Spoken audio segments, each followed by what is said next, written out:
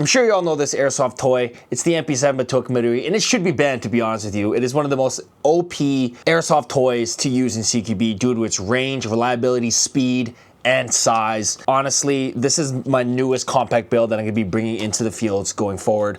With the centerpiece being today's biggest sponsor, Victoptics and/or Victoptics, sending in the SRD today as the centerpiece of today's thing. But we'll talk about that when we talk about it. Let's start tip to butt, just like the Army, guys. So the first thing is the 12mm counterclockwise flash hider. I actually swapped this out for a small tracer to keep this thing very nice and tight, which also has a flare on there, so I don't have to use a flashlight because it's just gonna be flashing people's faces and how close you can be to people with this very, very tiny boy. It's very nice to have that flash on there. But moving on to the iron sights here, which is on the monolithic metal rail here. I keep these on and I keep them in pistol mode because I can actually see through them through this optic, and it's good for when you have to shoot through like little windows or shoot through over cover or something like that and your dot might be a little bit too high. It's nice to have these iron sights on there, and plus it's goddamn cool. An airsoft toy without iron sights, it just looks weird to me. There also is Picatinny on the 3 and 9 o'clock, which I don't put anything on, but I use them as a grip. The grip is honestly very nice. You'd think it'd be like floppy, but the quality is quite good. If you're gripping it properly and you're not like really trying to rip this thing off, it's gonna be fine. It's nice and sturdy. It does creak a little bit, only if you're really holding it tighter than a Friday night by yourself. Kind of do a combination C-clamp kind of thing, high bore grip. Not really holding it like a broomstick unless you're crouching or you're getting kind of tired, which makes it very usable. I used to have an old one where it was kind of like this angled grip that people liked using. I don't really like doing that. You could also fold it in if you want to and hold it like this if you want to like hold it like a pistol. You could do that, but I don't do that. I just keep it here like this. As you can see, the body is made out of a plastic. Not too creaky, but I gotta tell you right now, this thing is tiny. It is actually 10% smaller than any other replica on the market, which is an advantage and a disadvantage. Disadvantage if you like realism and want it to be the big chunky boy that the MP7 is. And an advantage because that smaller 10% size makes it smaller in your hands. And which also makes it popular with the ladies because it's very small and easy to handle. But yeah, very nice, very small, and keeps it compact, which is the whole point of this build. And on top of that would be today's sponsor, Victoptics, with the SRD. So this optic was sent in. It is very lightweight. It's an acro mount. If you don't have that, it comes with a high rise, so you'll be able to put it on Picatinny. Very nice, big window, 0 parallax, 8 stages of brightness, and also has a built-in turret, so you don't have to use any caps, so you can change the 0 on the fly. Runs on a watch battery. Very nice, very easy, and honestly, I like the big window on it. That's my favorite part about this, is that, you know, the problem with those regular T1s is that it's kind of hard to find those dots, or if you wanted to use like an RMR or like one of those really small Trijicon dots, it's kind of hard to find those dots. So having it up just like this, perfectly aligned, it kind of looks like an EOTech window, is very nice. And of course, it is gas rated. With all that, you're not losing any of the 0. I've also thrown it on my AK as well, and it's been great. It does have a little bit of that blue tint on there, but nothing that's really obtrusive in my experience. And honestly, the lightweightness of it and the durability of it, this thing is the centerpiece of this. And being able to get it up on a high rise just like this when you're in CQB is very easy to get up on target. Of course, you can go even higher with a Unity riser if you really wanted to, but I personally like to play at 1.6, not 2.2, because having it way too high, I know it does have its advantages, but I do like to keep it a little bit at 1/3.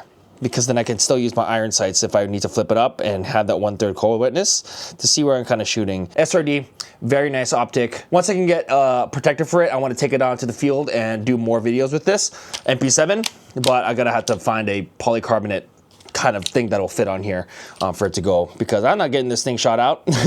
So back to the receiver, you'll notice that the bolt catch is actually reversed. So instead of pushing down on it, you actually have to push up. So it does feel a little bit unintuitive. However, when you actually do it in reality, you're out of ammo, out of ammo, out of ammo, out of ammo, then you just kind of put it up. So it's not that hard, just takes some getting used to. Just like this Fire Select, where it has 2 different sides. One that is kind of more similar to the early receivers of the heyday, where it's kind of classic, big and thick, where the one on the right side is smaller, but I'm not a lefty, so I don't really use that. I just use the one on the right, which is nice and chunky. It's good for me. Full auto, great. Semi-auto, even better. The response on it is fantastic, as you can see. Not bad, but let's ghost that trigger. Your hand over mine. So you'll notice that there's actually a lot of play because, first of all, there's a safety on here. So if I have to press that safety down, and you see the, oh my God, look at all this play. Look at all that play. So there isn't really a hard to find wall to kind of get up on, but you know, there actually is like no reset either. So it's a really, really weird trigger. But in reality, this thing shoots fast, it shoots reliably, and it shoots straight. I think I remember it shoots low 80s to high 70s, and it's very, very consistent using that Marui hop system and just the stock hop rubber. Fantastic. Now, a lot of complaints that people talk about the MP7 is the grip being too straight, but it honestly promotes, and I will quote my friend Martin from the heyday, a good shooting posture and position. I actually like it. It's quite grippy, and you get used to it over time. And the only thing that's kind of weird is that the magazines are curved and the grip is not. Reloading it's a little bit tough, especially with these 40-round mags, which we can talk about next. These magazines are Duster gas. They run 40 rounds, and they can be either good or bad. So if you get an old batch, these guys are notoriously leaky. I remember having to take these apart sometimes to kind of fill up the holes and seal up the O-rings again. But if you get a new batch of them, you won't have any issues. They're incredibly efficient. You can shoot a lot with this thing. And maybe 2.5 mags, maybe 3 if you really, really don't full auto it a lot. Not an issue if you get a new batch. If not, you better learn how to tech. I run it on a 1-point sling, so I have a little sling point here, just a little keychain ring that I got from the dollar store. Charging handle is plastic. This is like that weak plastic, so this is the only weakest point I think that we have from the MP7 that I don't really like. So I don't really like to use that charging handle when I'm reloading. That's the only weak point that I would say about this MP7. Right beside that is the stock, so the stock can be extended 3 times for long boy, medium boys, and small boys. I personally like to run it in the small boy configuration because I want to keep it nice and tight, right? Just like this. But actually, in reality, maybe if I played outside and want to get that bigger length to pull, I can go this way, put a longer suppressor, make it a longer boy, which I've done before. But honestly, I think running it in the smallest conversion gives you the best of both worlds. A small compact thing that can shoot pretty goddamn far. 30 meters, no problem. I've never had issues with this thing. The next is the stock. The butt stock is actually a rubber, so it actually will, you know, keep in contact with the shoulder, so no issues on there. But yeah, man, that's basically the MP7. It's a small little beast of a toy, and I've seen it around here on the YouTube for a while. Everybody loves this thing. And it's honestly just great out of the box. It is the best CQB gun out of the box.